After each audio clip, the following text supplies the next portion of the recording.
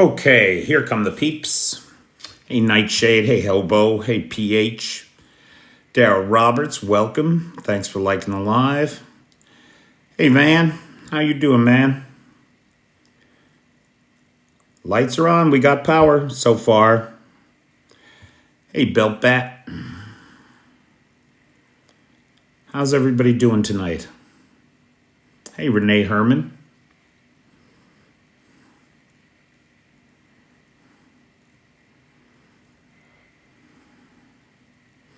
Thanks for the rose. Cutest dog ever. Dobro večer. Tisno. Well, dobro ranku, dobro deň, dobro večer. Whoever you are, wherever you are. It's just past midnight here in Kyiv, and it's been a long day. Hey, Mike Push. How you living? Hey, Cool. Hey, Jay. Hey, Sarah. Hey, Cheyenne.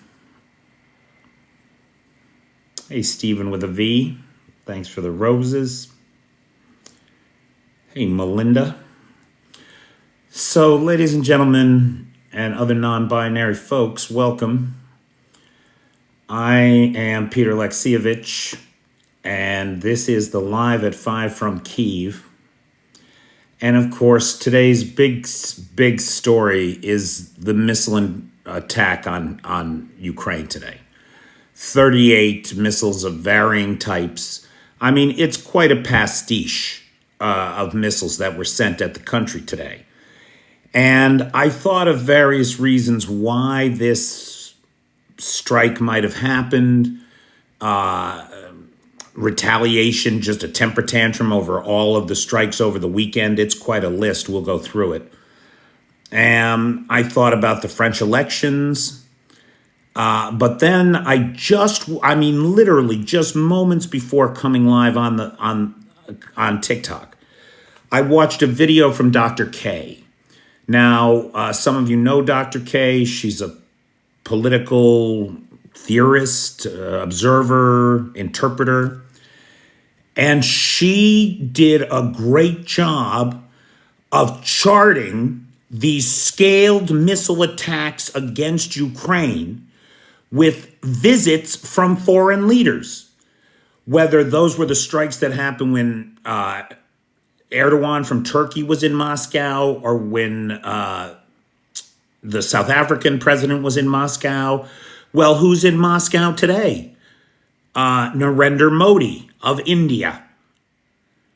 And so to show off his power during this state visit, Dr. K argues he bombed the shit out of Ukraine today, including the children's hospital here in Kyiv. It wasn't just the children's hospital that was targeted. And it's important to note that it was targeted. There's video circulating on the internet right now of that cruise missile clearly not shot down, clearly on a targeted trajectory to hit a children's hospital. That wasn't the only hospital hit today. The maternity hospital in Kyiv was targeted as well, but thank God without the devastating effects on the we saw in the children's hospital today. Today's missile attack cost Moscow about $250 million. Between Forbes estimates between $200 and $250 million in missiles came in today, including one Kinzhal and one Zircon, the hypersonic missiles that Russia has, right? One of those was shot down, the Kinzhal, the so-called unstoppable, undefeatable, uninterceptable Kinzhal, was intercepted. In addition to the children's hospital and the maternity hospital, residential buildings were hit. A cancer hospital in Lviv was hit. Critical civilian infrastructure, including 3 electrical substations here in Kyiv alone, were hit. The last number that I saw for unalived in Ukraine today was 38.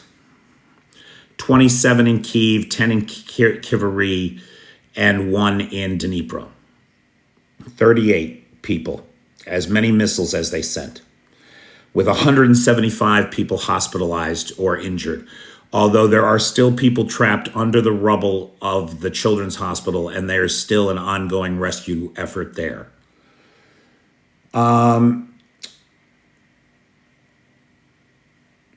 Tomorrow, July 9th, has been called for a day of mourning here in Ukraine over this deadly attack today.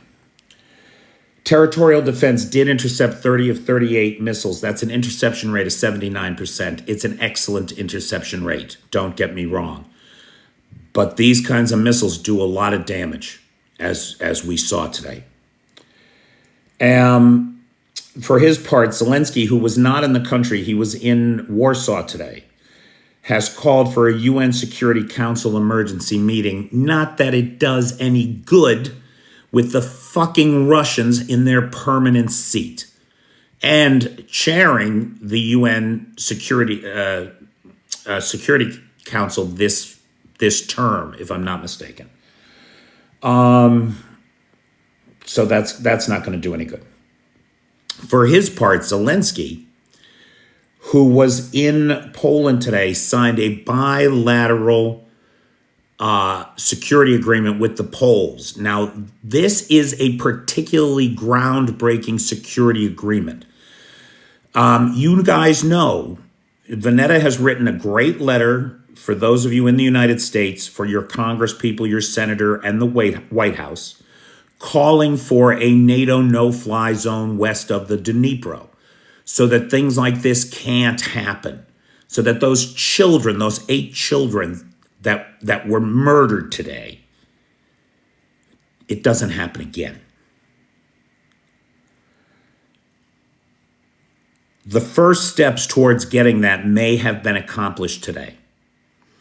It appears that one of the paragraphs in the bilateral security agreement with Poland calls for an investigation and cooperative determination of ways in which the Poles can shoot down Russian missiles. Now, this is just the framework for a discussion, but it's a framework for a discussion of how to get this done. That's what we need more of.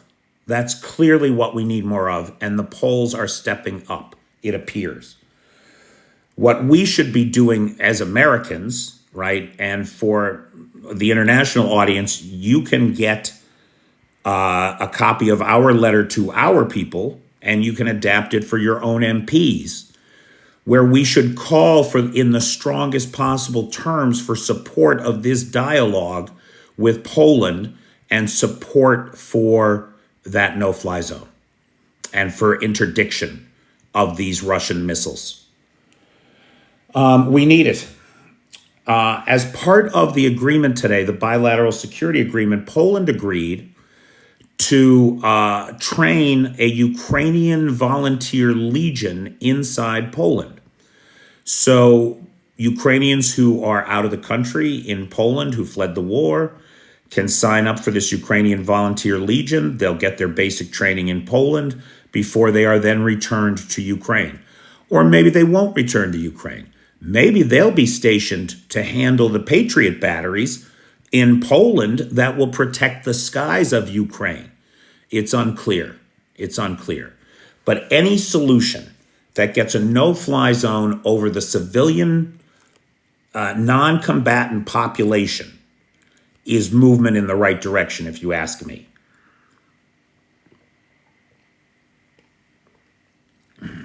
Now, so that happened today. The French elections, like the UK elections before them, but the French election in particular, carries with it, I think, a very special message for all those of us in the West, in democratically elected governments, that we should pay attention to.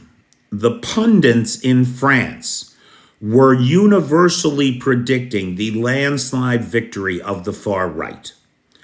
They were caught quite unawares when the far right came in third in yesterday's elections in France. For all the money that he has spent, $1.9 billion a year on Russian disinformation, Vladimir Putin has failed. He has failed in his bid to bring fascism to the United States and to bring the United States down, at least so far. He has failed to do it in France, in the UK, and in Germany, as well as in the EU Parliament at large. With only 140 seats, Le Pen is not going to be running France. Putin's little friend is not going to be in charge there. And that's good news for everybody. And the message I think that it sends to the rest of the civilized world, especially the United States, is that the only poll that matters is the one where you show up and vote to. That's the poll that matters. It doesn't matter what the talking heads are saying on the TV. It doesn't matter that the BBC thinks that Donald Trump is a shoo-in. None of that matters. What matters is you showing up at the polls. Now, the other thing that matters is what we saw in France was the center party and the left cooperating, doing a little give and take, working together to make sure that they were the majority and the far right was marginalized. And it worked. It worked. In the United States, especially, we need to take a look at what the French did, and we need to get on that bandwagon. Let's get on that bandwagon, America. The Russian economy is in real trouble. The whole rest of the world has stopped raising interest rates. The EU, America isn't quite there yet with lowering rates, but the EU just did. The EU lowered its central bank interest rate for the first time in 5 years. And that's because inflation has eased in the rest of the world. It has not eased in Russia under sanctions. On the contrary, Russia under sanctions is running an official rate of 8.5% inflation. The central bank to bank lending rate, the core lending rate, is at 16%. 16%, and they're going to raise it to 18%. Now look, the ruble is stable at about 90 rubles to the dollar. The draconian price and currency controls that the Russian central bank has exercised over its monetary policy has worked to stay the failure of the ruble and keep rubles in a certain level of demand, though the currency is dead for international trading. The fact that Russia has to raise that rate by a full 200 basis points is evidence that they are in trouble, and that the official rate of inflation of 8.5% is very likely a fairy tale. According to Hankey's, over the Hankey's inflation analysis charts over at Johns Hopkins University, Russia's core inflation rate is likely about 24%, is likely 3 times what the official rate is. And so Russia's in trouble. There's no two ways about it. Now, I did wonder initially this morning if today's massive missile strikes were a kind of knee-jerk reaction to the strikes over the weekend, because boy, I'll tell you, over the weekend, Ukraine sure was busy and successful. The Voronezh ammo warehouse was a sight to behold. I mean, when they blew that up, it just kept blowing up. It was loaded, apparently, with small arms artillery, with artillery shells, and get this, with surface-to-surface missiles and surface-to-air missiles. So it was quite the cook-off, boy. It was spectacular. Over the weekend, we saw 2 oil depots hit in the Krasnodar Krai region, about 240 kilometers from the Ukrainian border in the Leninskaya and Pavlovskaya regions, where at the Rosneft facility, at least 3 oil tanks burned. That's in Leninskaya. And something like that happened in Pavlovskaya as well. So tens of thousands of gallons of fuel oil went up in smoke. I think it was fuel oil. The communications tower in Yesk, one of the Moron arrays, these are like listening posts. It's Mauron. I call them the Eye of Moron, the Orchistan Eye of Moron, because they're listening posts, right? They're these big antenna arrays, and they pick up on all of the radio communication signals. They provide a end-to-end encrypted communication solution for your own people, as well as some radar capabilities and early warning detection systems.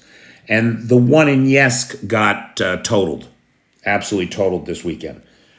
In Volgorod, a boiler plant burned. That's like a thermal power plant.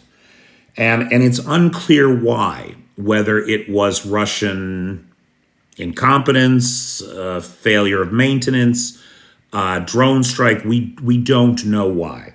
But a boiler plant in Volgorod did burn. Similarly, in Dagestan, a power station burned. Now, it's Dagestan.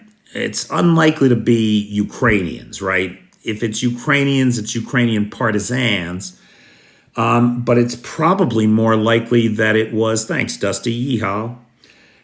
But it's probably more likely, if it wasn't an accident, faulty wiring, that it was likely Islamic jihadists who have recently staged a number of terrorist activities across Dagestan. If it was jihadis, then Russia is facing another internal enemy and completely denying their existence, which is no way to deal with a real threat. And clearly these folks are a real threat. And we talked about the attack on the Trans-Siberian Railway on Saturday night, but it's worth mentioning again.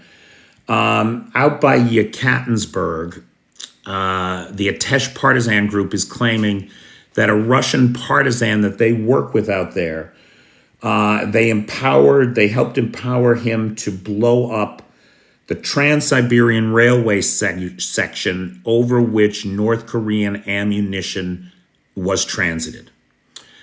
They went a long way toward pointing out that the Russian partisan that did this did it for ideological reasons, that he would not take his payment. He would not let them pay him for doing this. He was in it to fight the good fight for Russia and get them out of their illegal war in Ukraine, for which he was embarrassed by, right? Embarrassed and desperate to try to end.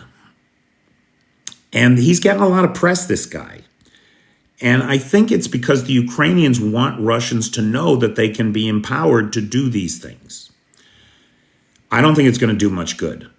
I mean, you'd need to have another 2,999,999 of this guy to get to the 3% of the population that you would need to actually influence the outcome of this this war and this policy. So I don't have a lot of faith that there's any change coming from the Russian people, that's for sure. In addition to all of this, a gas distribution station in the Aleshka resort town on the Crimean coast burned in spectacular fashion this weekend. That was likely a drone strike. An Su-25 was shot down over the Pokrovsk, Donetsk region. So those of you playing Russian aerospace bingo, you can cross off one more Su-25 from your list. A Desert Cross golf cart was spotted with a new coat cage design There are photographs of it in the video that I did. It's really sad, and it makes me want to cry. I mean, we're literally looking at the devolution of technology in Russia. That's what we're looking at. Hey, Wampa. We're looking at the Russia going backwards to the last century. It's incredible. It's absolutely incredible. Now, I've mentioned before that Chasiv Yar is of concern. I've mentioned before that the Russians have recently secured the Canal District, right? So about 20% of the city, the far eastern side, separated from the rest of the city by the canal. I've mentioned that Russian artillery has flattened everything in the Canal District, and then over the weekend, Russian soldiers went through and burned everything that artillery hadn't destroyed. And so 20% of the town is now in ruins. Well, I was watching Juzzy, if you guys ever watch Ukraine TV.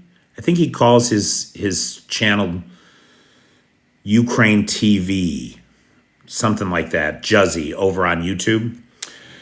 So I'm watching him, and he's like, hey, they finally took the Canal District. Let's see how big that is. And he does a little measurements, and it's about 25 square kilometers. And then he makes the point that it took them 12 months. 12 months to get from the little town there outside of Bakhmut into the Canal District of Chasiv Yar. 12 months of grinding, meat grinder assaults to capture a measly 25 square kilometers. It's insanity. Bertie, the losses, we don't know. That's the short answer, right? Because we don't have daily losses from Chasiv Yar for the last year. But it's got to be in the thousands. It's got to be thousands of lives. Thousands from that one engagement point. It's insanity. In the Kharkiv direction in the north, the Ukrainian armed forces continue to make modest gains. They continue to push the Russians back, both in the eastern front and the western front of that northern advance.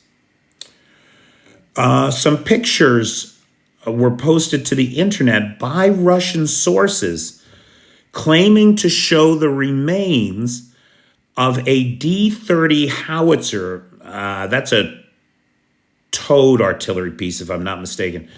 I think it's a 152 Soviet style, 152 millimeter Soviet style howitzer.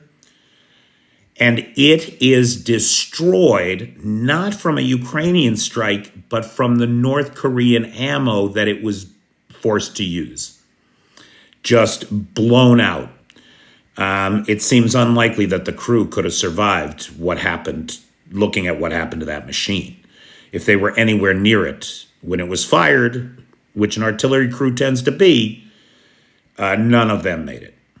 None of them made it. So let's hope there's a whole lot more of that North Korean artillery coming for the artillery brigades of the Russian Federation. Armenia, July 15th through the 27th, will engage with U.S. armed forces in exercises. And so Armenia continues to turn its face west, away from Moscow, away from their Kremlin gremlins, and toward a life in the EU and NATO and the West. So everybody welcome Armenia to the group of civilized countries. Romanov. So I don't know if you know this fucking guy, Romanov. He's a Russian military blogger. And the guy doesn't live in the fantasy world that so many of these guys do. That's one thing about this guy, Romanov. However, so for example, Romanov recently said some very disparaging things about the Akhmat TikTok brigade and about how they were hiding behind the Russian brigades up in Volchansk. And they weren't fighting on the front lines at all. They were just in hiding up there. Well, this did not sit well with the Akhmat people, and he had to make a public apology to the Akhmat brigades and say, frankly, that what he said was not true. I think it probably was. That's my opinion. In Melitopol, 3 explosions were heard. It's thought that an ammo depot was hit. And so, just like the Voronezh ammo depot, one of the ones in Melitopol has gone up too. The Ukrainians took out a Buk M2 in somewhere in the east, probably in the Donetsk region. These Buk M2 air defense units are about $30 million a piece. And so it's always good to see them go boom. The UK has announced a new tranche of aid that includes, hang on to your hats, kids, 250,000 rounds of 50 caliber ammunition, 250,000 rounds of 50 cal ammo, 50 small military boats. There must be an amphibious invasion of Crimea coming. All these little boats coming in from all over the place. What else are you going to do with them? I mean, there's over 100 now. 40 demining vehicles, 60 bulldozers, 90 brimstone anti-armor missiles, another 10 AS-90 self-propelled guns. These are NATO standard 155 millimeter howitzers.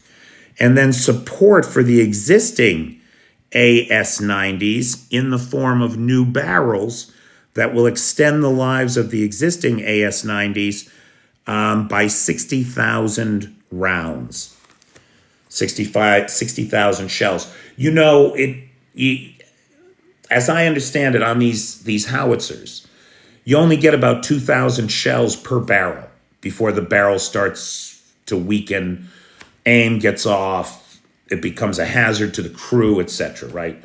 So you got to change these barrels out after every 2,000 rounds. Well, the fucking Ukrainians are firing 5,000 shells a day if they're going to match the Russians, because the Russians are firing 5,000 shells a day. That means up and down the line, your equipment's reaching its end of life real fast. Real fucking fast. Okay.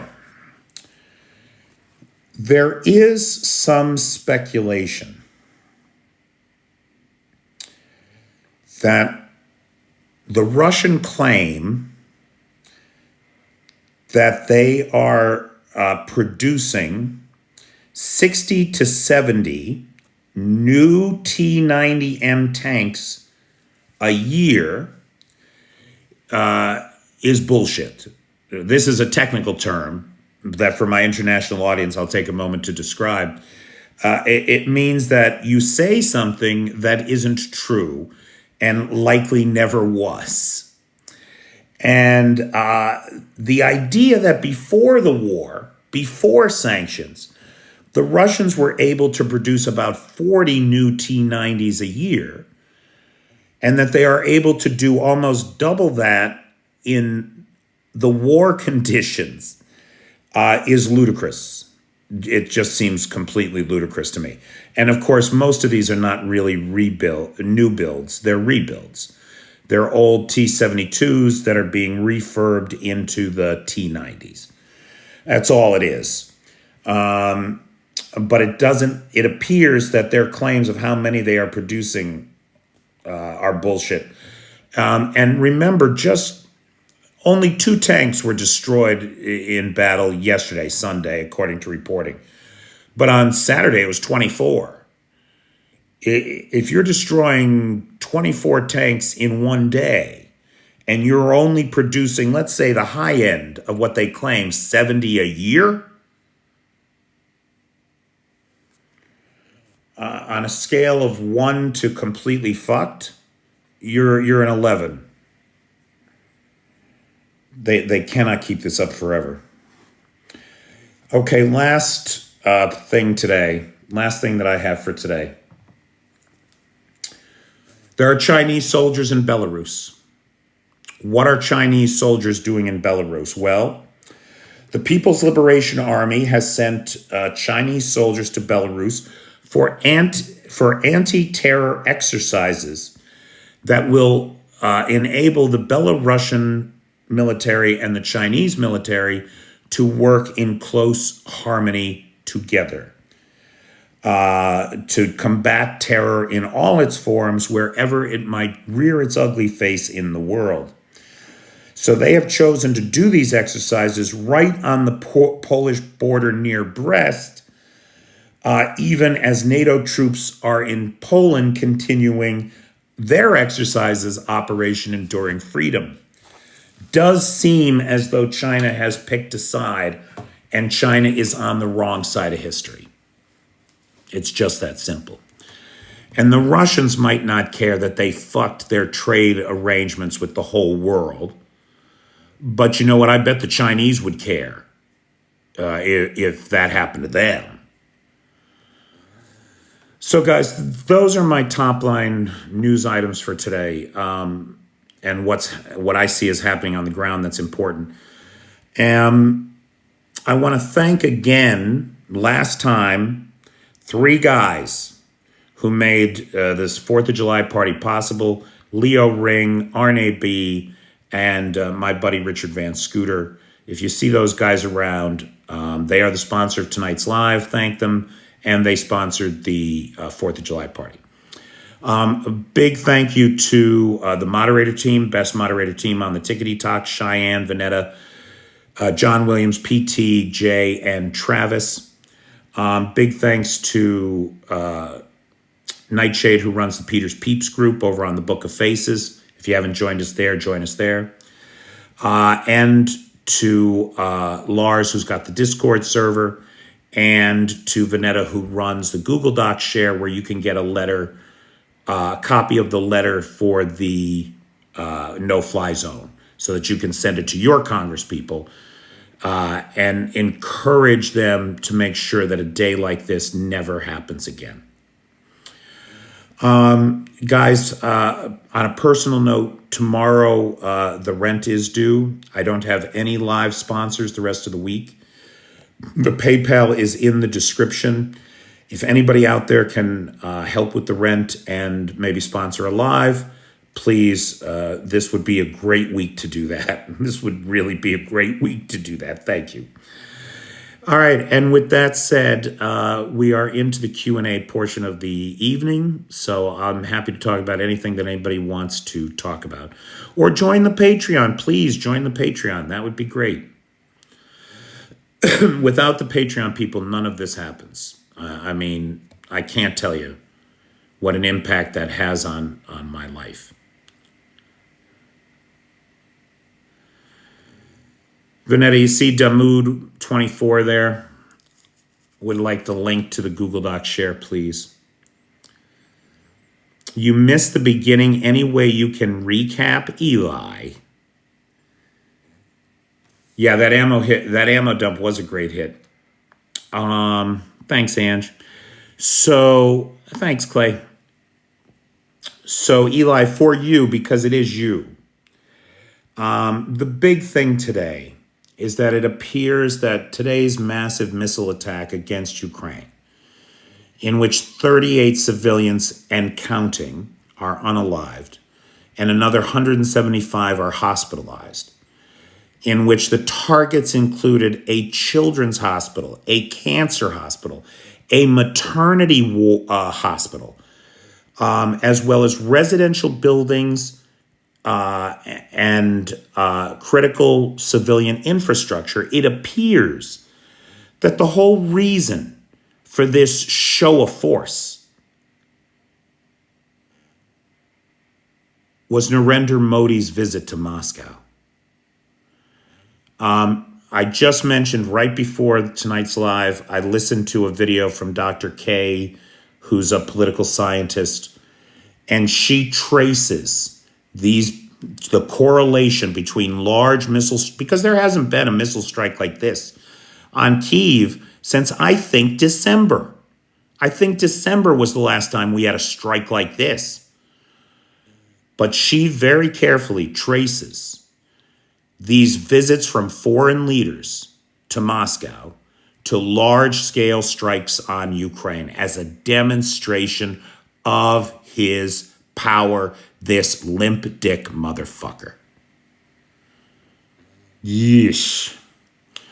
Now, the good news is we may be one step closer to getting that no-fly zone west of the Dnipro. In the bilateral security agreement that Poland signed with Ukraine today, there is a codicil that creates a framework for discussing such a thing, that the Poles might very well take on the job of keeping the skies over Western Ukraine clear. And those are kind of the big things today, Eli, is what I would say. I mean, there were lots of other little things, oil depots hit by drones, ammo dumps blowing up, that kind of thing.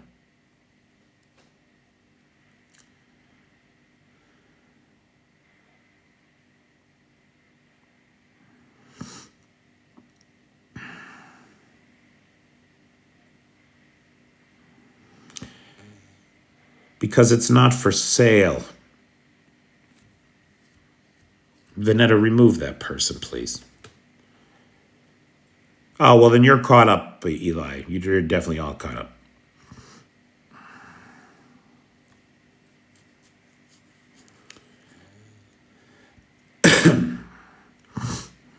Thank you. Hey, Dark Bambaboos. So what else is going on, guys? Questions, comments, points of observation, or personal need? Anything from anybody? How's the weather? The weather's fabulous here. The U.S. is still limiting where airstrikes can occur inside Russia. Yes, they are. And as a matter of fact, it wasn't Jake Sullivan. It was the other guy. Shoot, why can't I think of his name? It wasn't Jake Sullivan. It was Kirby, John Kirby. Thank you, Eli. Yes, John Kirby. According to John Kirby, the United States position on limiting strikes inside Russia has not changed and will not change anytime soon. Fitz, I don't know how many stories that hospital was. I want to say 9, but you'd have to fact check me on that. I think it was about 9 stories. We got to close the sky. Yep. And I don't care if you call it a dome or you call it a no-fly zone or what you have to call it for the, legal definition of war, whatever bullshit, blah, blah, blah. 3 hospitals, cancer oncology ward in Lviv was hit too.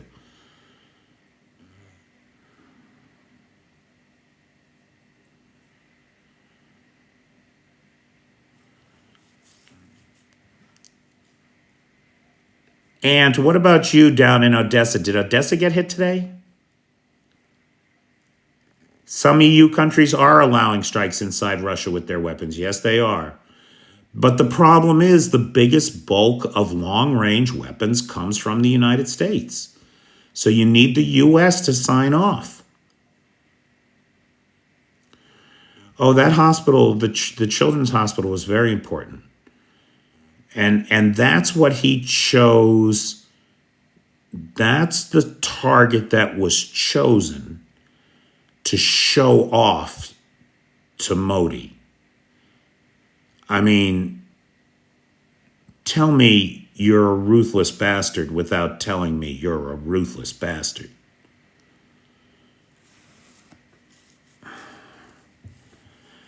Are you in Lviv, Jerry?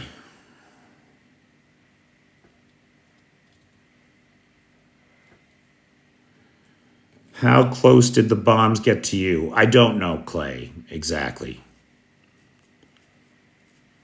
You were born in Lviv. Nice, Jer. I like Lviv.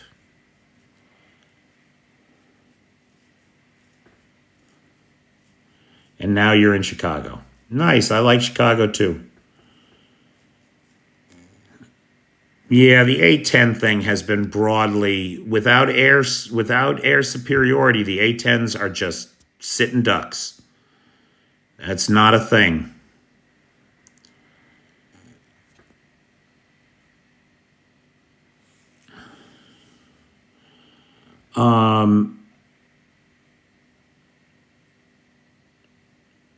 Yep, you got to have, as I understand it, all the experts agree that without air superiority, the A-10s are just sitting ducks.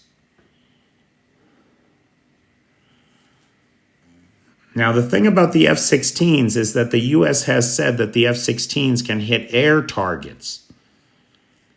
So they can hit the planes that are carrying the glide bombs that are in Russian airspace. But apparently they can't be used to hit the planes on the ground at the air bases that they fly from. I mean, it's ridiculous. You can't get any battleships or submarines into the Black Sea right now, Terrence. The Straits of the Bosphorus and Dardanelles are closed under the Montreux Convention.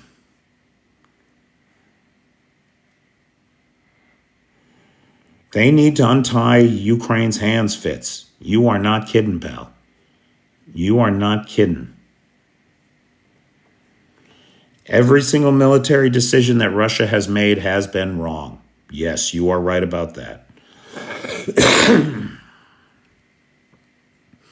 I don't think they're going to deliver anything at the NATO summit. They're going to equivocate again and again. Now, maybe today will have changed some minds.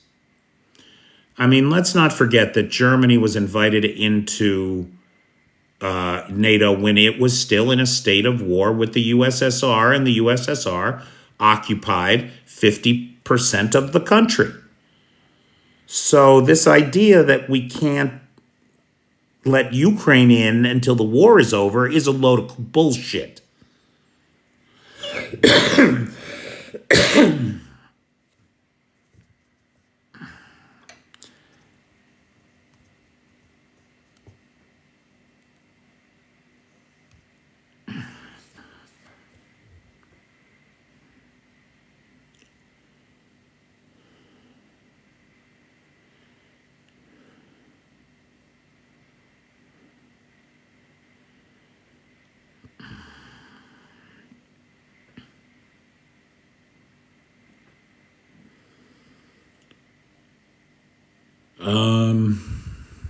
Let's see. How are we doing on time? We got 15 minutes, guys. There's no problem with the food in Kyiv, that's for sure. That is not a problem. Nice. Somebody is saying here, wait, let me find it. So Samso, who is or has been recently touring my home country, the United States, just donated 20 euros for the Ukrainian cause, which is awesome. Now, look, if you only have 20 euros to donate, I encourage you to go to United 24 and donate it there. But if you have a little extra money and you'd like to support Alive and help support keeping me in Ukraine, the rent is due, and I am kind of broke after the the last week. So if anybody can join the Patreon, that would be great. I would much prefer that to anything else. Or if you want to sponsor Live, the PayPal link is in the bio. Thank you.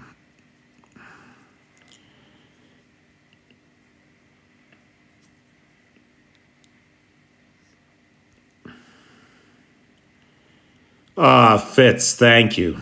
Now at least the rent is covered. Beautiful. The party was great. I am sorry that I did not live stream it. I had more people than I expected. I was expecting about 16 people, and we ended up with 25. And that's because these Ukrainians, I told them if they knew anybody that they wanted to bring, they could, right? And right off the bat, a bunch of Ukrainians showed up with like American orphans who didn't have anywhere to go on 4th of July. It was it touched my heart deeply, I got to tell you.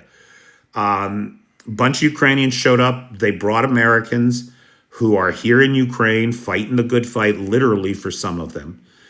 And they didn't have a place to go on 4th of July. And they brought them here, and it was great. It was great. I don't think I've had 5 other Americans in this apartment ever. And I'm here now for 14 months. It was bring your American to lunch party. Exactly. Bring your American to lunch. And so they all appreciated it. I appreciated them being here. I appreciated the Ukrainians that brought Americans here. It was really a very pleasant evening. And I'm very grateful to Leo Ring and Arne B. and Richard Van Scooter for making it all possible. The really great gentlemen. Together we pulled off a really, really great day.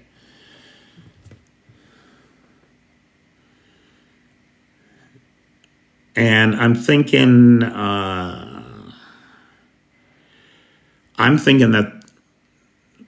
Labor Day weekend, the party that I wanted to have and that I wanted to live stream, I think I'm going to shoot for Labor Day weekend for that. We'll see about that. Let's get through the next couple months, because if Putin ramps up these missile attacks, I don't think he can. I think he shot his wad for the month. It's possible Modi's in town in Moscow for another 2 days. It's possible he could have 3-day barrage of this ready to go, or he could have just shot his whole load today. We'll know over the weekend or overnight tonight. The first air raid alert for me was last night at 3:22 a.m. That was the first siren that I heard.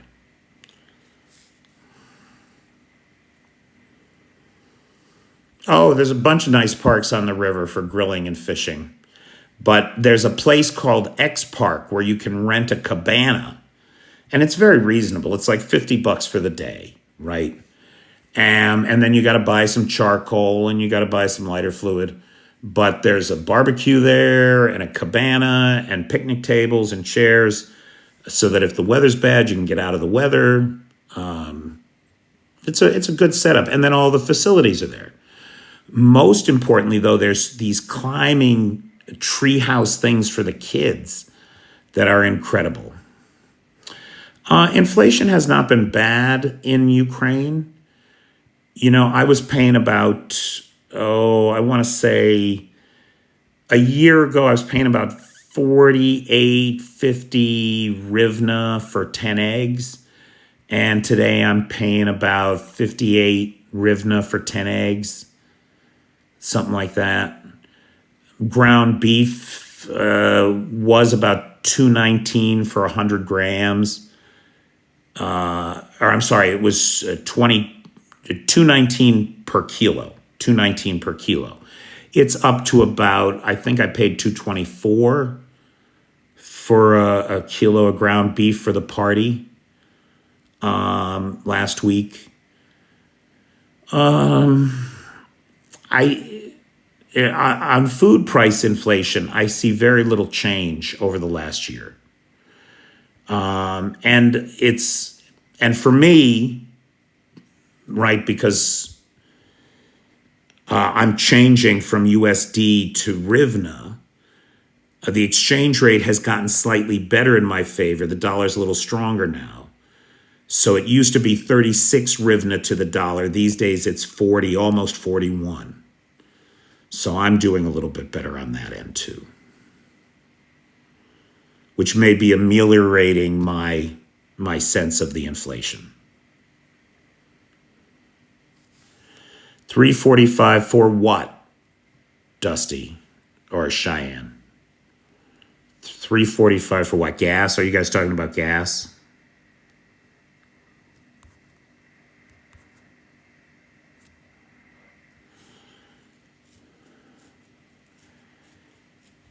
$3.45 for a dozen eggs. For a dozen eggs, $3.45. Ooh, that's expensive. That is expensive. For me, right, 62 hryvnia is about $1.25. But you only get 10 eggs. It's not a dozen. It's so annoying. It's those little things that make you crazy. Like you can't buy a dozen eggs. Like what the fuck? You can't buy a dozen eggs. Yeah, I don't get it either. I don't get it either. Eggs in Ukraine is all organic. Yeah, right down to the strontium 235.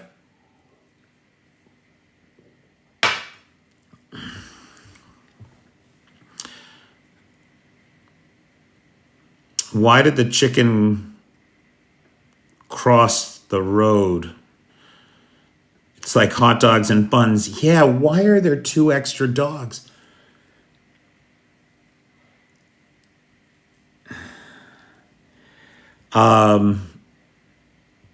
Why did the chicken cross the road? Because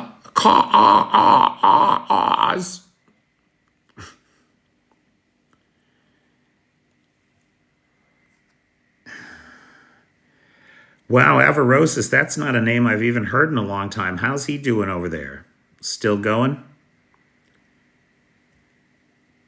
I think it's because, well, I don't know. I really don't know. It doesn't make sense. I mean, like you don't feed, like if you have a baby, the baby doesn't get a bun, right? Like you just grill a hot dog, you cut the hot dog up, the baby gets the hot dog. So maybe because some people don't eat eat buns. I don't know. It really, maybe it's just to sell more buns. I don't know.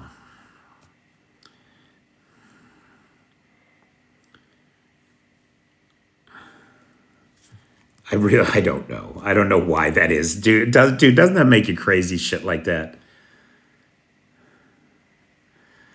You always quarter kids' hot dogs. No, 3 children's hospitals were not hit. One, the main children's hospital in Ukraine was hit badly. The maternity hospital in Kyiv was targeted, but I believe that the munition landed in the parking lot and mostly damaged the front entrance of the building without causing the kind of devastation that we saw at the children's hospital. And then an oncology hospital in Lviv was also hit. So 3 hospitals across the country today.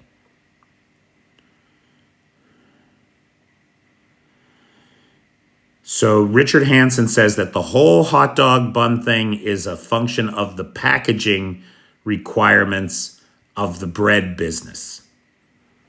Could be.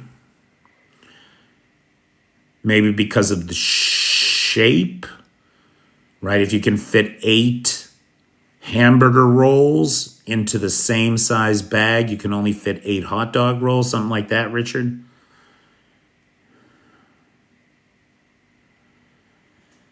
Yeah, Argentina has made some noise about trying to help Ukraine, but Argentina right now is fucked. Inflation is completely out of control. The peso is devalued. It's a problem. It's a problem. What they're going to do, how they're going to do it, I don't know. They got their own problems.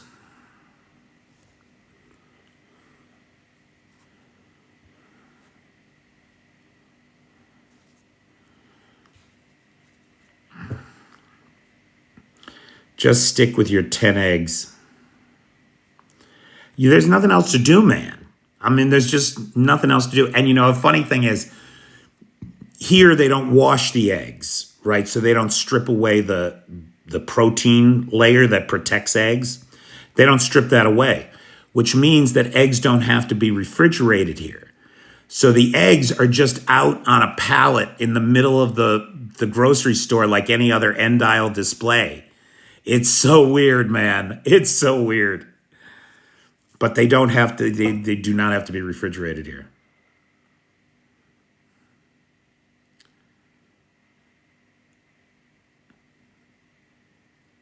There's no dozens, like they just don't do dozens and baker's dozens here, Bobby.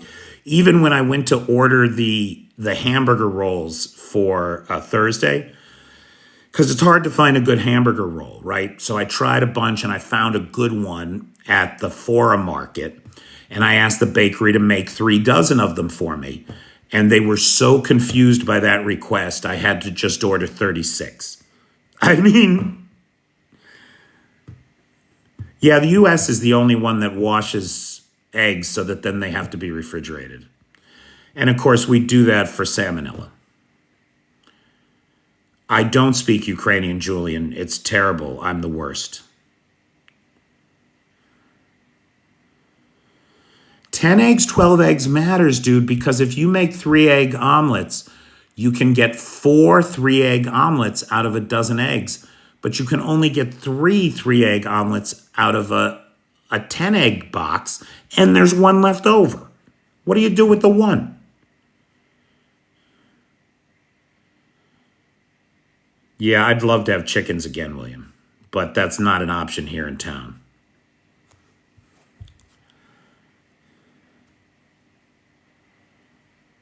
It's the golf cart with the cage connected 5th gen. It's what it is it's a Faraday cage. And so if you're on it, your cell phone is protected. You and your cell phone are blown into a million pieces. But if you weren't blown into a million pieces, your cell phone would still work.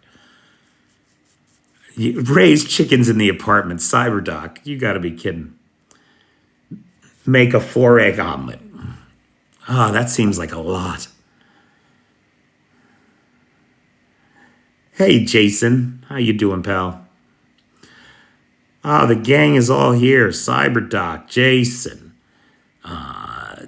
Dark Bamboos.